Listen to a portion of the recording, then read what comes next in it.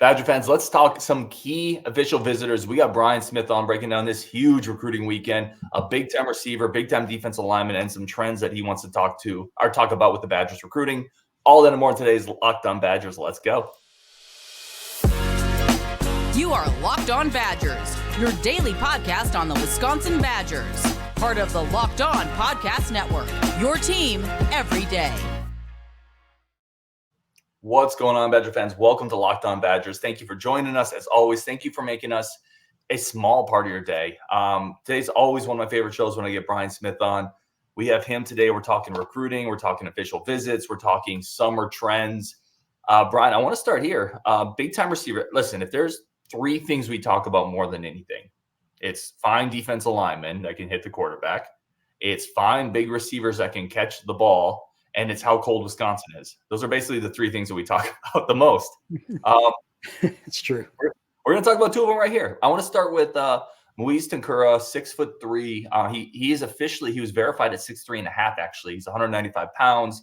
Kid out of Texas. It's League City, Texas. Offers from Arkansas, Kansas, a few other places. Interesting film. Thoughts on Tounkara? He's much more nifty than I thought he would be when I first saw his frame. He returns kicks. 6'3" guys don't normally do that. And for the record, League City is the southeastern edge of Houston. There's players there. He's not playing against chumps. That's the Clear Springs High School's always got football players, so he's from a tradition-rich program. That's a young man, though, that makes the wow catch down the field. He's the boundary receiver that Wisconsin never signs. That's what he is. I think his offer list is a little underwhelming compared to his film. He's not a burner, but like he's going to win 50-50 balls on the boundary. Like I think he could play in the SEC, which obviously kind of explains everything. And his upside's high. He's still a little raw, still needs a lot of technical work, coming off the line better, etc. But that's stuff coaches can fix. Can't teach the wingspan of a condor and the ability to make really, really tough catches. Yeah, I think that's it. Because you see the rawness everywhere. It's kind of like a baby giraffe at times on route running, rounding it off, a bunch of extra steps on like a dig route. But at the end of the day, he's 6'4", right? He's 6'3.5". Like, who cares? I'm saying in 3 years in college, people are going to care. But as a freshman coming into the program at 6'3", you got to get guys like this. Yeah, this is the guy that won't make an impact necessarily. He's going to need a year to learn all the nuances. But the difference between freshman and sophomore will be huge for Tounkara. I mean, it's huge. I hope I'm pronouncing that right. Tounkara, however you say it. That's just an athlete. Now the question is, how quickly can they get him acclimated to all the things they want to do? Because I think Wisconsin wants to play up-tempo, which makes it even harder, but you got to know the playbook's stone cold if you do that. And they need guys like him on the field. It's kind of a catch-22. But I would imagine as a sophomore, this is the kind of guy that can play quite a bit for Wisconsin. How the speed is a little interesting to me. I mean, like you mentioned, not a burner. Now, you don't have to be as much of a burner when you have a catch radius and a wingspan. Tounkara. Extreme. Yeah, that's big. It's contested catches all day long. But yes. How often do you see guys like this come into a program? And Wisconsin has a really good strength and conditioning guy coming with Luke Fickell. He's the guy who helped develop those guys at Cincinnati.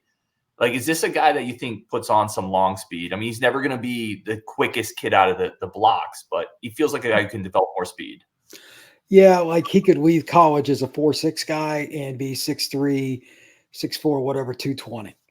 Look, that's basically an H-back, a flex tight end, and a boundary receiver in one. You're good. And when you get that kind of guy, and it even showed it on film, he'll block. He's a guy, he had a pancake on his. I was like, okay, all right, I like that. Wisconsin fans will definitely like it. Fits their mentality quite well up there in Cheesehead land. But again, it's still the boundary receiver. Wisconsin just doesn't get those guys. That's where it all starts. You need to have them to make your slots better, guys that are going to be able to run down the field. If they get a receiver on the outside, then you can start doing better with screens and draw. Like, everything opens up off one thing. You know, you got to have that boundary guy, and you got to have a speed guy too. They're getting some more speed. Wisconsin might actually have an offense pretty soon. Okay. I might actually come to Camp Randall for a game. They got to get more of these guys for me to do that, but they're on the right track. Yeah, there's some fans that have invited you through a Discord asking, let's get Brian to it. So, we'll do it, man. But Brian said we have to get a passing game first. So yes, I'm not going to watch the ball being run. I can do that at a high school game. I need to see the ball in the air. We're working on it. I'll tell you the other one, and I've mentioned this before, but I'm curious on your take on this. With Tounkara, he fights after a lot of receivers are divas. I'll just say that, right? A lot of receivers are divas. They're soft. They get out of bounds. Tounkara plays special teams. He returns kicks. After the catch, he breaks tackles. You have to throw him out of bounds. It feels like he cares. It feels like there's an intangible there. I think that's just his mentality. Like on every play, even when he's blocking, he seemed to be that way. I don't know if you read it the same, but like he just enjoys the physical nature of playing football. And if you're 6'3.5", roughly 200 pounds, again, thumbs up, because that guy's got an advantage. He can get off bump coverage against smaller DBs much easier than most guys. And plus, he got the length. So, yeah, that physicality will break more tackles. He'll help you in the run game. And it's kind of an enthusiastic thing. When you see a receiver break a tackle, get another 20 yards, that's how you change the momentum in a football game. He'll do that for you. Last question on Tounkara before we shift into a defensive lineman I'm actually very excited about. You mentioned a bit of an underwhelming offer list. Now, that underwhelming offer list still has 15 offers, right? Arkansas is in there. There's a couple big, former Big 12 schools. Kansas is in there. So it's a good offer list, but a mid 3-star. Curious, why do you think his recruitment maybe hasn't taken off? The only thing I can figure is the long speed, because he's a Houston area kid. He lives 20 minutes or so from the city of Houston. I don't know. Like it does, and he's at a program that matters. I don't get it. Other than just speed. Again, the height and all that kind of stuff is important. But one of the things they especially talk about this in the draft, they want receivers that just separate. They don't care about 50-50. They just want you to run by them. Well, there's like 2 or 3 of those in the draft a year. Come on. You know what I mean? There just aren't very many guys running 4.3. They're not. So this is what is more likely, and he'll develop more speed. But I'm guessing what he's going to – right now he's probably a 4.7, something like that, 4.8. But he's 200 pounds and 6'3", and like you said, he's like a baby giraffe. He's not refined, and he's never been taught to run track. I can tell by the way he runs. I think this is a kid that has a lot of upside. He just has to be coached. Let me ask you this, and this isn't a Tounkara question, but I was thinking about it as you were answering that. Is there a more overrated stat and a more overrated measurable than pure what's his 40 time for college? I'm not talking NFL, but when you said he could lead college 6'4", 220 and a 4'6" guy, I already know fans are going to say they're going to pick out one part of that phrase and they're going to say, 4'6". At 220, 4'6" is flying. That's the thing. Like there are very few guys. This is the misnomer that officially hit those 4 or 5 times. Let me give you an example. Under Armour event, Elite 11, etc. They set up these. I know the guys. Like I go to all these. I know the guys personally. I talk to them like they're friends. I will stand at the end of that and watch them run right at me, and they'll veer off just right before they hit me in the face with my camera. I know what 4 or 5 looks like. It is flying. Those kids are rare, and the vast majority of them are 170 to 180. Mm. Okay, there aren't very many over 180 pounds running like that. Like the Ryan Williams kid that's going to Bama, that's going to disintegrate college football. He's a 10, 300-meter kid, and he did it without being healthy. Those are the rarest of the rare. You can't teach that stuff. But the kid that's over 200 pounds that's close will also truck somebody, stiff arm another guy, and it's still pretty fast.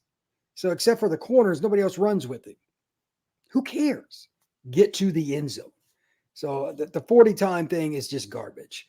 Very few guys have to run sub 4.5 to matter. The 180 guy, Ryan Williams, 170 pounds.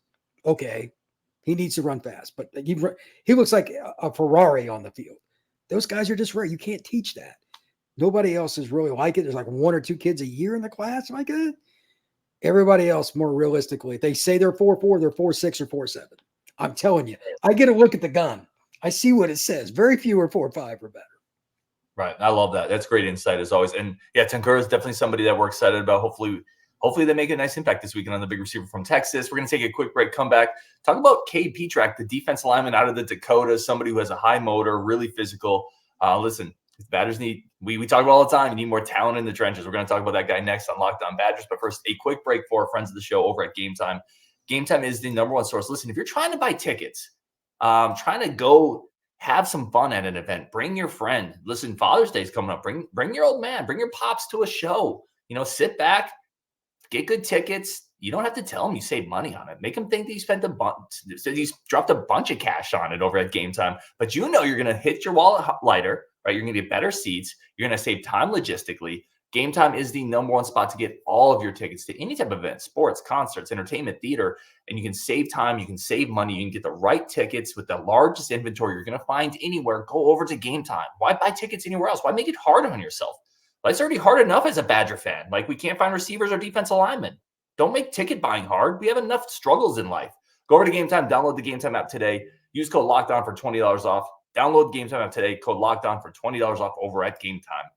All right, let's bring Brian back in here. Let's talk about the defensive lineman from the Dakotas. Kade Pietrzak, 6'4", 240, West Fargo, North Dakota. This is a kid with a really good offer list. High 3-star, but I know for a fact Oklahoma is in heavy on him. A bunch of other schools. I've been told this is kind of a Wisconsin-Oklahoma battle at this point. What do you think of Pietrzak? When I first started watching him, I didn't know what to really think because he was a good athlete, but the competition is not very good, and it's hard to rate him. There's a couple plays where he hit kids. It was kind of like a ping pong paddle hitting the ping pong ball, like it was a projectile. And I see the effort. I get why Oklahoma, with their head coach and his background, would want him. Kid plays 100 mile an hour. You love that.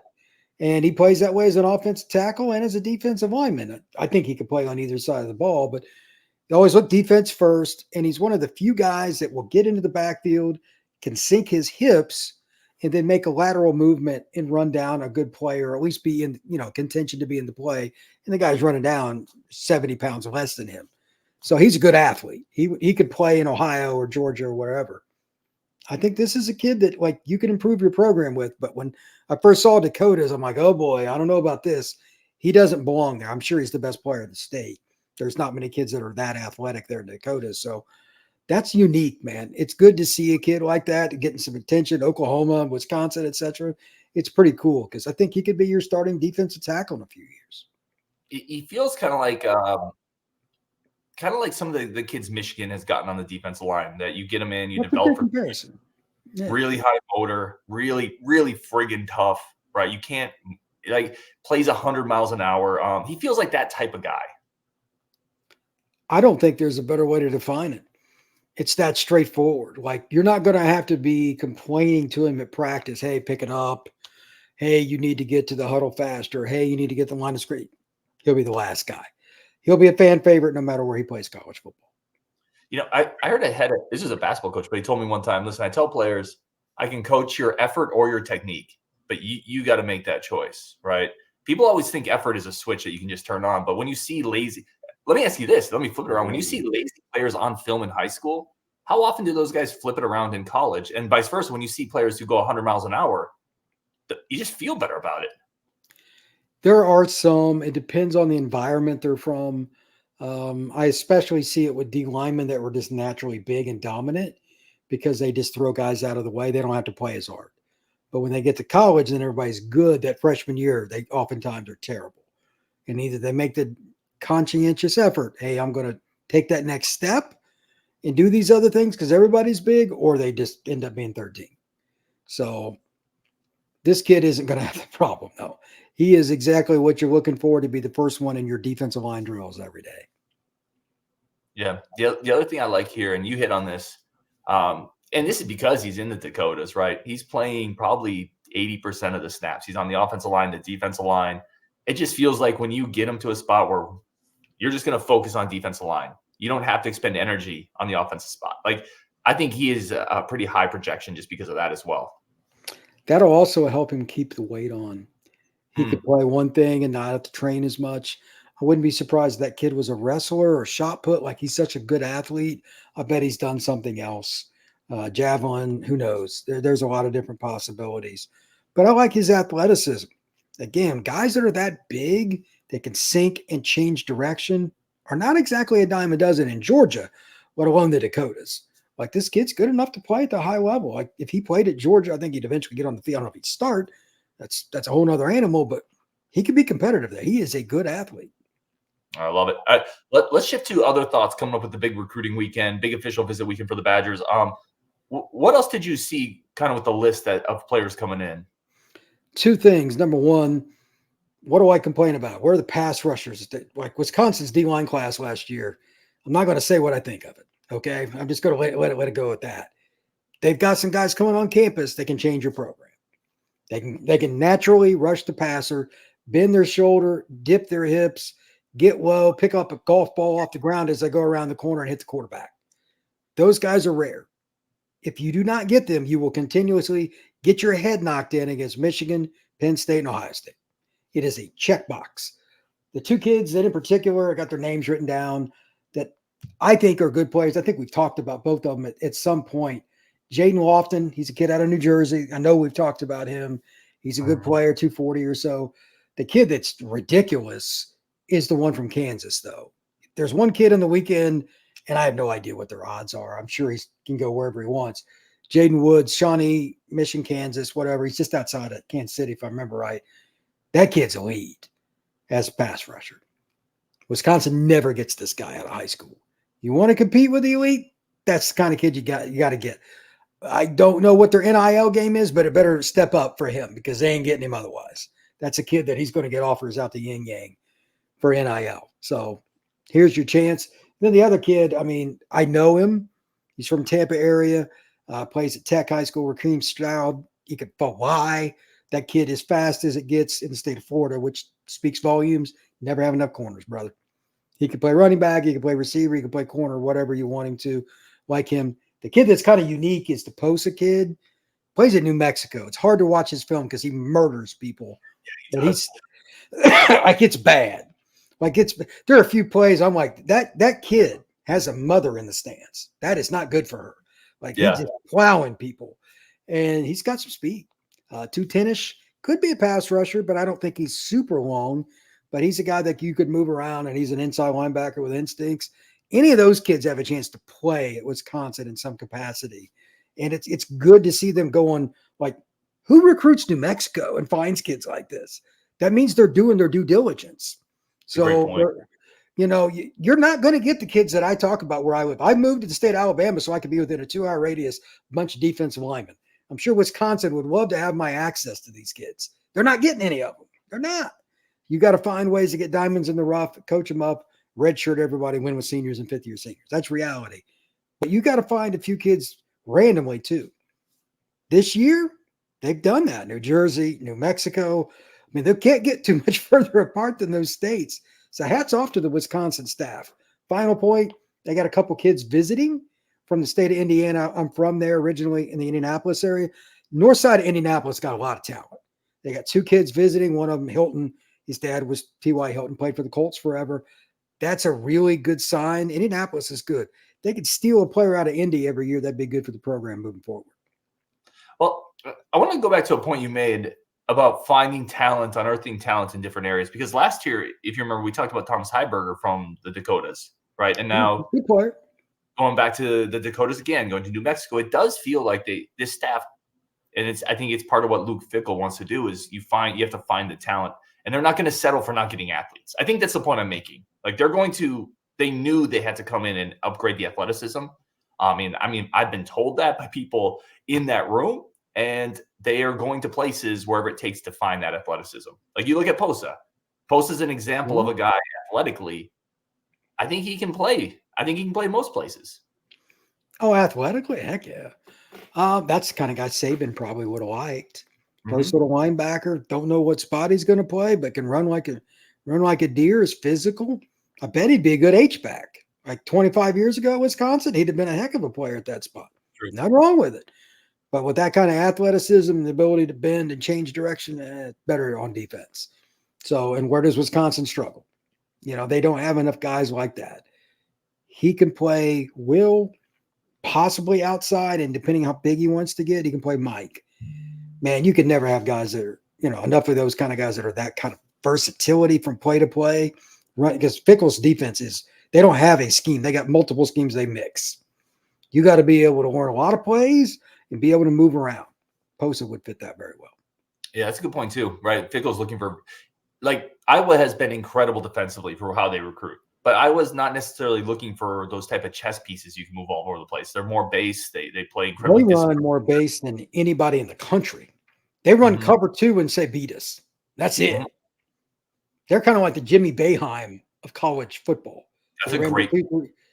It is, and they do it better. Like I know you guys probably hate Iowa, but they coach DBs better than any school in the country.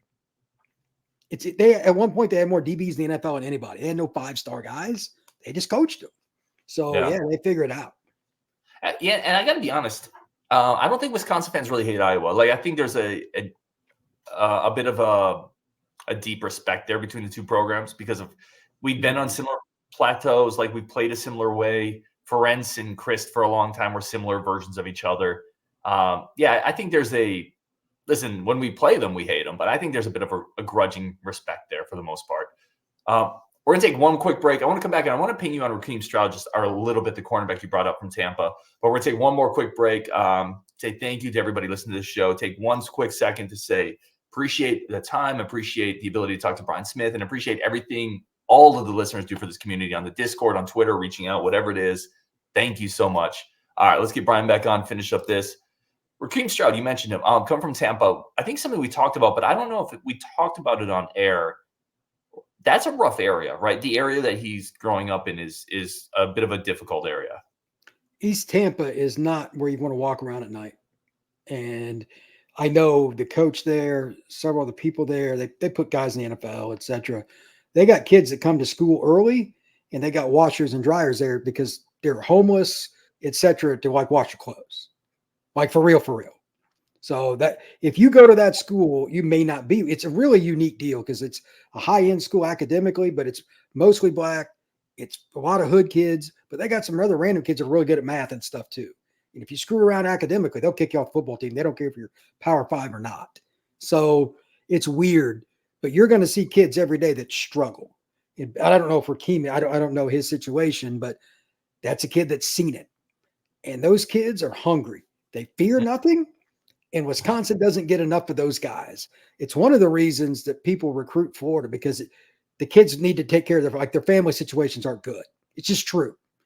You talk to a lot of guys off the record. One of the things they want are kids that come from bad. Dion talked about it, got hammered for it a year or so ago, but he's right. The single mom kid is going to play harder almost every time. Just true.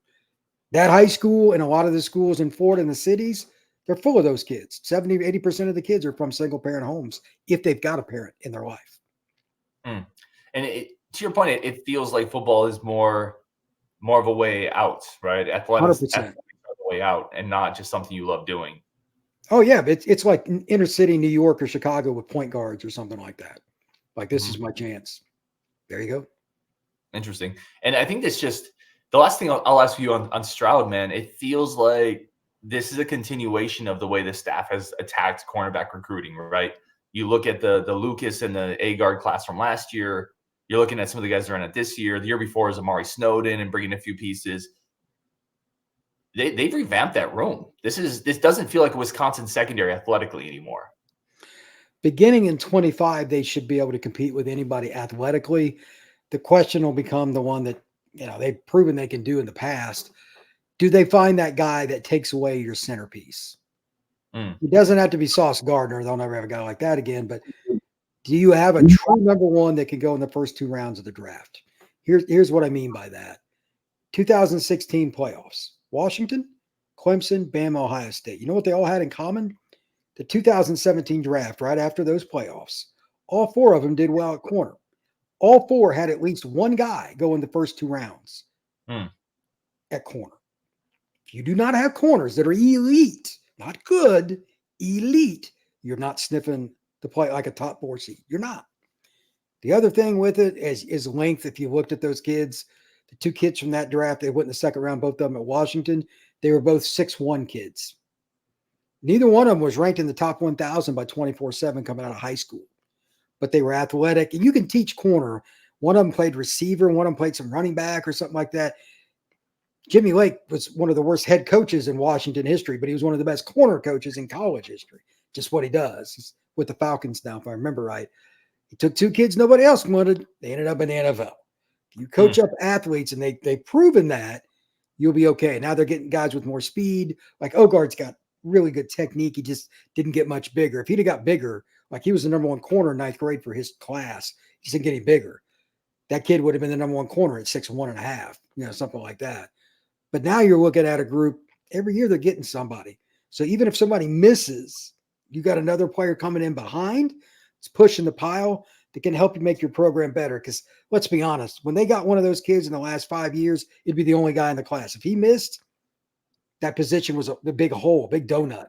And teams would attack Wisconsin on the outside. Look, if you go look at the numbers of what those main schools are in the Big Ten did to Wisconsin's defense, they hit big plays down the field. It's raw talent. Wisconsin starting to stack that. At least you have a chance now. It's not a lock, but they've got guys that have proven they can take those players and make them something. So good for Wisconsin. Yeah, I think that was well said. He is Brian Smith, a Locked On Recruiting Insider, joining us, always making us a little smarter, at FBScout_Florida. Also brought to you by LinkedIn. LinkedIn is the number one talent source that if you're a hiring manager or you need a job, wherever you are, LinkedIn is awesome at that. So go check out LinkedIn as well. Brian, thank you as always. Thank you for everyone listening on Wisconsin. And I'm sure Brian and I will sync up hopefully next week and talk about a couple commitments coming out of this weekend. That's the goal, man. So hopefully we have you back here talking about happy things and not disappointments. Well, there's a long way to go in recruiting, but they should get at least one player, I'd imagine. I love it. On Wisconsin, and we'll talk later.